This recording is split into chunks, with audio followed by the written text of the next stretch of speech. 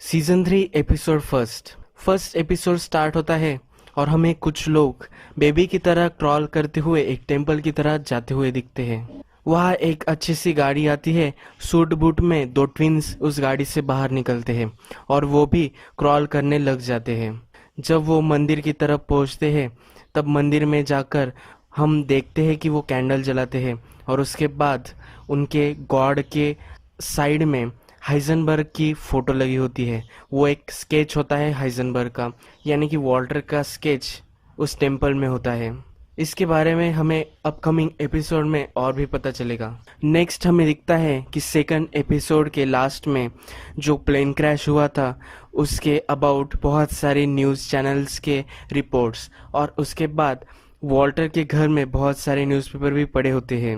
Walter अपने backyard में बैठा हुआ होता है और वो माचिस जला रहा होता है। वो सोच रहा होता है कि कहाँ ऐसी लाइफ उसकी हो गई। उसकी बीवी भी अब उसको छोड़कर चली गई है। वो स्काइलर को याद करता है और अब वो बहुत ही फ्रस्ट्रेटेड हो जाता है। उसे लगता है कि इन पैसों के वजह से ही मेरी फैमिली टूट गई है। तो वो पैसों का बैग लेता है और अपने बारबेक्यू में उसे डाल देता है और उस पर रॉकेल डालकर उसे जलाने की कोशिश करता है, पर वो अपने सेंसेस पर आ जाता है और वो सब पैसे वो अपने पूल में डाल देता है। उसे आग बुझानी होती तो इसलिए वो अपने हाथ का इस्तेमाल करता है, पर उसको भी आग लग जाती है। वो भी पूल में कूद जाता है। नेक्स्ट सीन में स्काइलर को अब डिवोर्स चाहिए तो इसलिए वो लॉयर के पास आई हुई होती है। वो लॉयर से पूछती है कि मुझे ये जल्द से जल्द और इजी तरीके से मुझे ये डिवोर्स चाहिए। तो लॉयर उसे पूछती है कि क्या तुमने तुम्हारे हस्बैंड को बताया है कि तुम्हें डिवोर्स चाहिए या तुम यहाँ आई हो? तो वो बोलती है कि उसे कुछ भी नहीं पता। लॉयर स्काइलर से पूछती है उसकी फाइनेंशियल सिचुएशन के बारे में। वो पूछती है कि तुम्हारा हाउस जो है उस पर अब कितना लोन तुम्हारा बाकी है। उसके बाद वॉल्टर की फाइनेंशियल सिचुएशंस के बारे में वो पूछती है। तो स्काइलर को एक डाउट होता है कि अगर ज़्यादा इन्वेस्टिगेशन हुई वॉल्टर के बारे में तो कुछ भी बाहर आ सकता है, वॉल्टर को खतरा हो सकता है। तो इसलिए लॉयर को वो पूछती है कि क्या हम बहुत ज़्यादा उसमें इन्वेस्टिगेशन करेंगे। तो लॉयर उसे बताती है कि तुम्हें मालूम ही नहीं है कि कितना हस्बैंड अपनी वाइफ से छुपाते हैं उनकी फाइनेंशियल सिचुएशन के बारे में। लॉयर स्काइलर को ये भी बताती है कि अभी उसे अपने ही घर में रेसिडेंस कंटिन्यू करना चाहिए। ये अच्छा होगा उसको कस्टडी मिलने पर। वॉल्टर मूव होने वाला है वीकेंड्स पर। जब वीकेंड आता है तो वॉल्टर की मदद करने के लिए हैंक भी वहाँ आ जाता है। हैंक उसे सब सामान गाड़ी में रखने में हेल्प करता है और कुछ सामान उसकी गाड़ी में भी रखने वाले होते हैं। हैंक वॉल्टर को ओपिनियन देता है कि तुम्हें अब थोड़े दिन ज़रा शांत रहना पड़ेगा। तुम 2 स्टेप बैक लो और जब स्काइलर को तुम्हारी ज़रूरत महसूस होगी तब फिर से सब ठीक हो जाएगा। वॉल्टर पैसों की बैग उठा रहा होता है पर हैंक उसे बोलता है कि ये बहुत ही इसका वेट है, तुम्हें ये नहीं उठाना चाहिए, तुम्हारा अभी अभी ऑपरेशन हुआ है। तो वॉल्टर बोलता है कि ये ठीक है, वो बैग नहीं छोड़ रहा होता। तो हैंक उससे बैग ले लेता है। हैंक उसे पूछता है कि इसमें तुम क्या छुपा रहे हो? तो वॉल्टर सार्केस्टिकली बोल देता है कि इसमें मैं $500,000 छिपाया है मैंने। हैंक उस पर हंस देता है। नेक्स्ट हमें जैसे दिखा है उसकी रिहैब में वो प्लान कर रहा होता है। वो फिर हमें काउंसलिंग में दिखता है। तो काउंसलिंग में उसे बताया जाता है कि तुम्हें अगर लगता है कि तुम सेल्फ इम्प्रूवमेंट कर सकते हो तो तुम बहुत गलत हो। तुम्हें तुम जैसे हो वैसे तुम्हें एक्सेप्ट करना होगा। ये सीन यही ख़त्म हो जाता है और हमें स्काइलर और वॉल्टर जूनियर ब्रेकफास्ट पे दिखाए गए हैं। तभी उनको वॉल्टर का एक वॉइस मैसेज आ जाता है। वॉल्टर वॉइस मैसेज में बोलता है कि मेरा नंबर तो तुम्हारे पास है ही सेल फ़ोन पे, तुम कभी भी कॉल कर सकते हो, पर मेरा जो नया एड्रेस है वो उसका नया एड्रेस दे देता है और वहाँ तुम मुझे कांटेक्ट कर सकते हो। पर तभी वॉल्टर जूनियर फ़ोन उठा लेता है और वॉल्टर को बोलता है तभी वॉल्टर जूनियर फ़ोन उठा लेता है और वॉल्टर को बोलता है कि मैं तुम्हारे साथ स्कूल जाना चाहता हूँ। स्काइलर उसे बोलती है कि मैं तुम्हें स्कूल छोड़ दूंगी, पर उसे स्काइलर के साथ नहीं जाना होता। नेक्स्ट सीन में वॉल्टर ब्रेकफास्ट बना रहा होता है तो वो अपने ब्रेड से क्रस्ट बाहर निकाल लेता है। ये सीन रिप्रेजेंट करता है कि वॉल्टर को अब सब चीज़ों के बारे में बुरा लग रहा होता है, जो भी चीज़ें उन्होंने की है उस पैसों को पाने के लिए, क्योंकि अब उसके पास उसकी फैमिली नहीं है। फर्स्ट सीज़न में हमें दिखाया गया है कि वो क्रेजी एट को मारता है, पर क्रेजी एट भी क्रस्ट निकाल के उसका ब्रेड खा रहा होता है। तो फिर से सीन पर चलते हैं। तो वॉल्टर को मैसेज आ जाता है और वो मैसेज वही बिजनेसमैन का होता है जिसने उससे मैथ लिया होता है। उसका वो मैसेज उससे मिलने के लिए होता है। नेक्स्ट हमें दिखाया गया है कि वॉल्टर के स्कूल में सब बच्चे स्टेडियम में बैठे हुए होते हैं।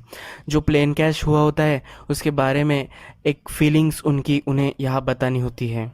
प्रीवियस सीजन में जो बच्चा वॉल्टर को बुलशिट करने की कोशिश करता है वही बच्चा बोलता है कि ऐसा ड्रामा अब हुआ है तो सब बच्चों को स्ट्रेट ए उनकी रैंक दे देनी चाहिए।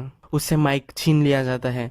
उसके बाद कुछ बच्चे स्टोरी शेयर करते हैं जिसमें बोलते हैं कि अगर गॉड ये सब कर रहा है, इतने लोगों को गॉड ने मार दिया, तो हम कैसे गॉड पर बिलीव कर सकते हैं। और एक बच्चा सम गोरी डिटेल्स के साथ बहुत ही घटिया स्टोरी बोलता है। तभी वॉल्टर इमोशनल हो जाता है। फिर वॉल्टर को माइक दिया जाता है। फिर वॉल्टर बोलता है कि जो हुआ वो बहुत गलत हुआ, पर इसकी ब्राइट साइड हमें देखनी चाहिए। हमें देखना चाहिए कि जो प्लेन क्रैश हुए वो पूरी कैपेसिटी में फिल नहीं हुए थे। जो हमें बताता है अगर पूरी कैपेसिटी में वो प्लेन भरे हुए होते तो ये बहुत बड़ी ट्रेजेडी हो सकती थी। और जो मलबा प्लेन का गिरा है उससे कोई भी लोग नहीं मरे। बहुत ही पॉपुलेटेड सिटी में हम रहते हैं, फिर भी ये एक मिरेकल है कि हम सब बच गए हैं। फिर वो ये भी बताता है कि ये बहुत बड़ा हादसा नहीं हुआ। अगर हम देखेंगे कि प्रीवियस में हिस्ट्री में बहुत ही बड़े बड़े हादसे हुए हैं और लोग इन हादसे से उभर जाते हैं, कोई इनके बारे में फिर पूछता भी नहीं है।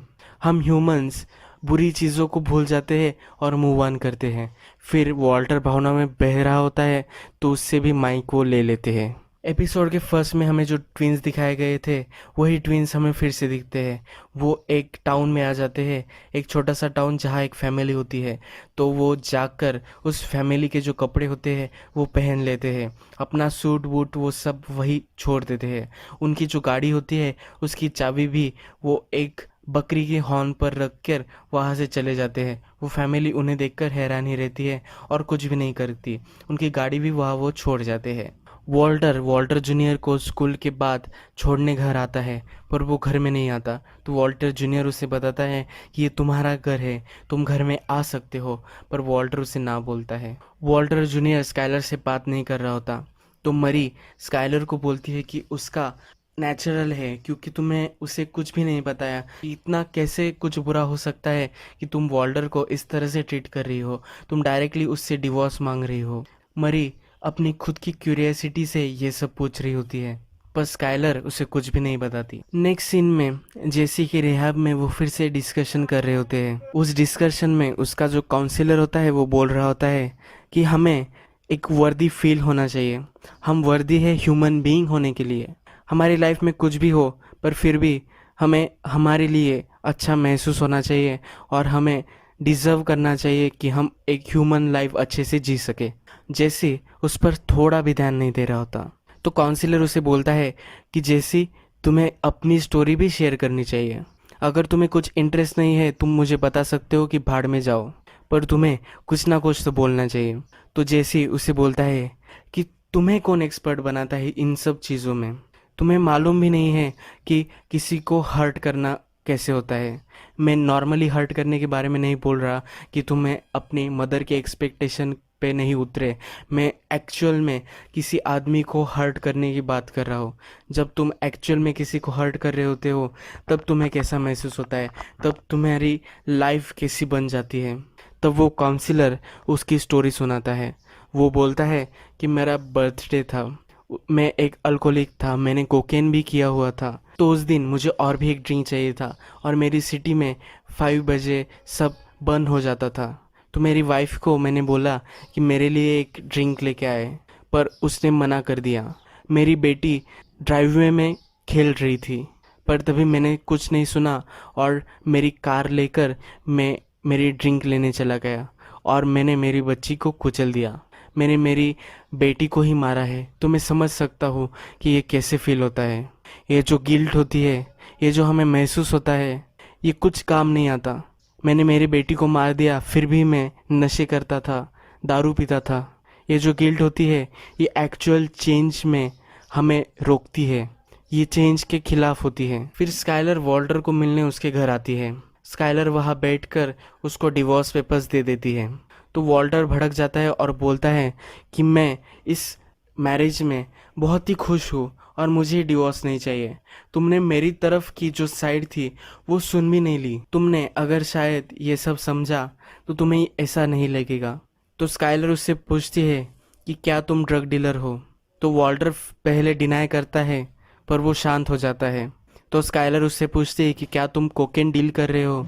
तो वॉल्टर उससे बोलता है मैं मेथ डील कर रहा हूँ और मैं ड्रग डीलर नहीं हूँ, तो मैं सिर्फ मैन्युफैक्चरर हूँ। पर स्काइलर को उससे कुछ भी फ़र्क नहीं पड़ता। स्काइलर उसे बोलती है अगर तुम हमारी लाइफ से बाहर रहे, अगर तुमने तुम्हारे बच्चों से और मुझसे सब संबंध तोड़ दिया, तो मैं किसी को भी नहीं बताऊंगी कि तुम ड्रग डीलर हो। ये सब बोलकर वो वहाँ से चली जाती है। जेसी का रिहैब ख़त्म हो जाता है और वॉल्टर उसे पिकअप करने के लिए आया हुआ होता है।